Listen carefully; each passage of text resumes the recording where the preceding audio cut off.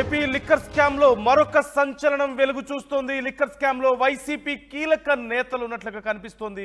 సినీ నటి రంభ సోదరుడు వెంకటేశ్వర శ్రీనివాస్ వాంగ్మూలంపై ఇప్పుడు దర్యాప్తు జరుపుతున్నారు. ఇప్పటికే లిక్కర్ స్కామ్ లో 12 మంది అరెస్ట్ అయిన విషయం మనకు తెలిసిందే. తాజాగా తెరపైకి మాజీ సీఎం జగన్ తమ్ముడు అనిల్ రెడ్డి పేరు వస్తున్నట్లుగా తెలుస్తోంది. స్కామ్ లో A2గా వాసుదేవ్ రెడ్డి ఉన్నారు, A3గా సత్యప్రసాద్ ఉన్నారు, A4గా మిథున్ రెడ్డి ఉన్నారు, A5గా సాయి రెడ్డి ఉన్నారు, A7గా అవినాష్ రెడ్డి, A8గా చాణక్యతో పాటుగా వైఎస్ అనిల్ వీరందరితో కీలక లావాదేవీలు జరిపారు అంటూ సిట్ భావిస్తోంది. కొత్త కంపెనీలు రాష్ట్రానికి రాకుండా అడ్డుకున్నారంటూ కూడా అనిల్ రెడ్డిపై ఆరోపణలు ఉన్నాయి. ఇప్పటికే అనిల్ రెడ్డి పిఏ దేవరాజును సిట్ విచారిస్తోంది. దేవరాజు నుంచి కీలక ఆధారాలు సేకరించింది సిట్ 3వ ఛార్జ్ షీట్లో అనిల్ రెడ్డి పేరు చేర్చే అవకాశం ఉన్నట్లుగా తెలుస్తోంది. ఈ నేపథ్యంలో ఇప్పటికే బెయిల్ మీద విడుదలైనటువంటి ముఖ్యమైన వాళ్ళని మనం చూస్తూనే ఉన్నాం. ఈయనే ఇలాంటి పరిస్థితులని ధనుంజయ రెడ్డి కానీ, కృష్ణమోహన్ రెడ్డి కానీ, అలాగే బాలాజీ గోవిందప్ప కానీ, అలాగే మిథున్ రెడ్డి 5 రోజుల పాటు బెయిల్ మీద బయటకు వస్తున్నారు. ఇలాంటి తరుణంలో వైసీపీ నాయకులేమో నిజంగా మమ్మల్ని అన్యాయంగా అరెస్ట్ చేస్తున్నారు కాబట్టి మా నాయకుల్ని ఇలా బయటకు వస్తున్నారు, వాళ్ళందరినీ ఏం ప్రూవ్ చేయలేకపోయారు అనేది వైసీపీ చెప్తుంది. మరోవైపు సిట్ 2 రోజులకు ఒకసారి ఏదో ఒక అరెస్ట్నో లేదంటే ఏదో ఒక కొత్త విషయాన్ని బయటకు తీస్తున్నటువంటి పరిస్థితి కనిపిస్తుంది విచారణలో భాగంగా. ఈ నేపథ్యంలో అసలు ఈ లిక్కర్ స్కామ్ వ్యవహారం ఎటువైపు పోతుంది అనేది సంచలనంగా మారింది. మరోవైపు ఇప్పుడు అనిల్ రెడ్డి పేరు తెర మీదకి రావడంతో ఏం జరగబోతుంది అనేటువంటి ఉత్కంఠ పెరుగుతోంది. మా ఏపీ ఇన్పుట్ ఎడిటర్ కృష్ణమోహన్ మనతో జాయిన్ అవుతున్నారు. కృష్ణమోహన్తో మాట్లాడదాం ఒకసారి. కృష్ణమోహన్, ఇప్పుడు అనిల్ రెడ్డి పేరు తెర మీదకి రావడంతో సంచలనంగా మారింది. జగన్మోహన్ రెడ్డికి అత్యంత సన్నిహితుడిగా పేర్కొంటున్నారు. అలాగే ఇప్పటి వరకు అరెస్ట్ అయిన వాళ్ళందరితో కూడా అనిల్ రెడ్డికి ట్రాన్సాక్షన్స్ ఉన్నాయనేది తెలుస్తోంది. సో సిట్ విచారణ ఎటువైపు సాగుతోంది? ముఖ్యంగా ఇప్పుడు థర్డ్ ఛార్జ్ షీట్లో అనిల్ రెడ్డి పేరును మెన్షన్ చేయడంతో పాటుగా ఇంకా ఏ విషయాలు బయటకు వచ్చే అవకాశాలు కనిపిస్తున్నాయి? సిట్టు ఒకవైపు విచారణ కొనసాగుతోంది, మరోవైపు అరెస్టులు జరుగుతున్నాయి, మరోవైపు కోర్టు బెయిల్స్ ఇస్తుంది. ఇప్పటికే ముగ్గురికి బెయిల్స్ ఇచ్చిన పరిస్థితిని మనం చూసాం. వాళ్ళందరూ కూడా బెయిల్ మొన్న రావడంతో నిన్న అందరూ విడుదలై వెళ్ళారు.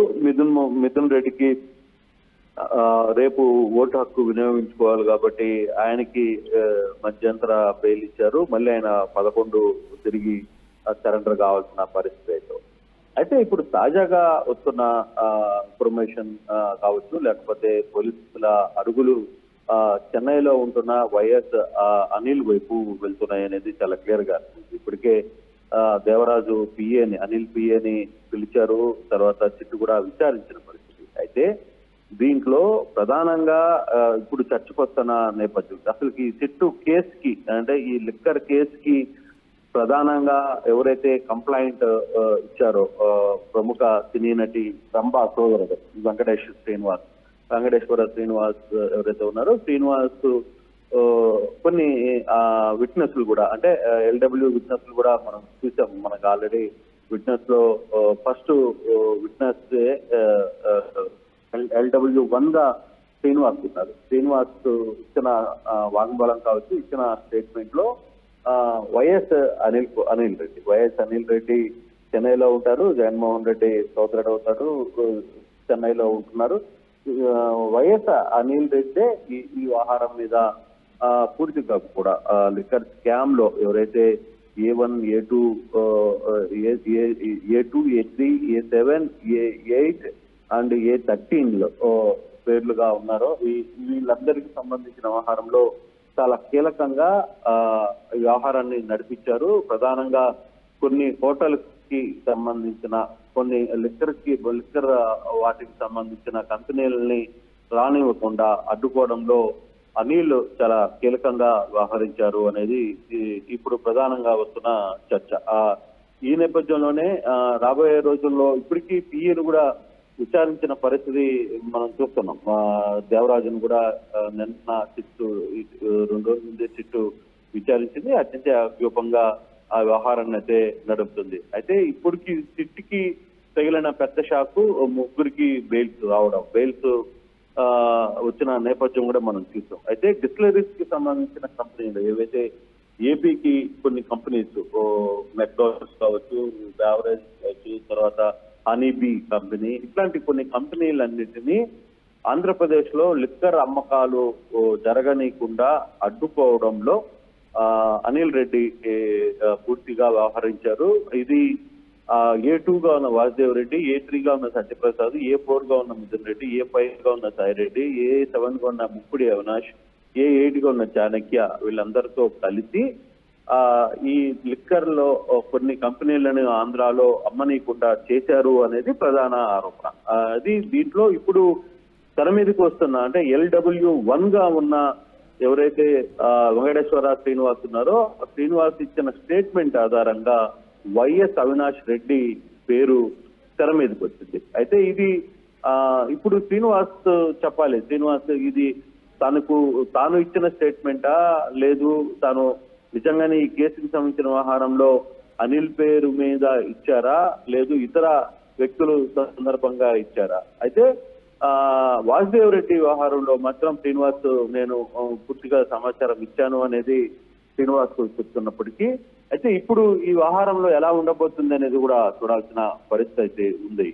అయితే ఇప్పుడు తెర మీదకి వైఎస్ అనిల్ వచ్చారు కాబట్టి ఈ అనిల్కి సంబంధించిన వ్యవహారంలో సిట్ ఏ విధంగా ముందుకు వెళ్ళబోతుంది అనేది చూడాలి.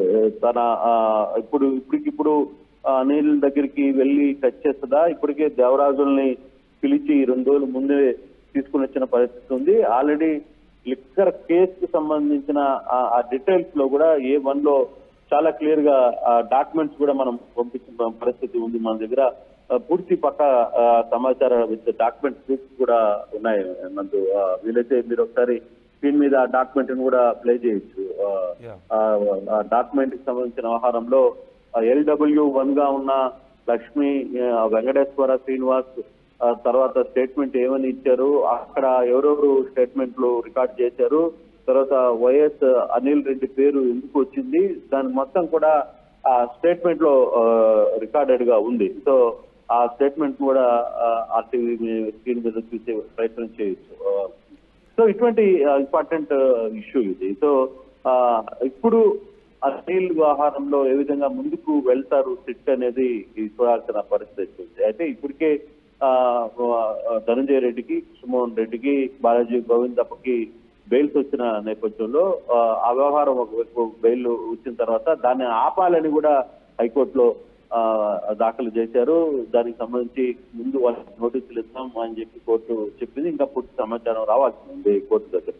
సో ఇప్పటికి ఈ లిక్కర్ స్కామ్ కు సంబంధించిన వ్యవహారంలో అనిల్ రోల్ ఏంటి, చెన్నైలో నివాసం ఉంటున్న అనిల్ రోల్ ఏంటి, అనిల్ ఎలా ఈ వ్యవహారాన్ని నడిపారు అనే అంశాన్ని కూడా చూడాల్సిన పరిస్థితి అయితే ఉంది. మొత్తం మీద చార్జ్ షీట్ మూడో చార్జ్ షీట్ లో ఇప్పటికి 2 వేశారు. 3వ చార్జ్ షీట్ సమయానికి అనిల్ ని ముద్దాయిగా చేరుస్తారా లేదా అనేది కాస్త వేచి చూడాల్సిన పరిస్థితి అయితే ఉంది.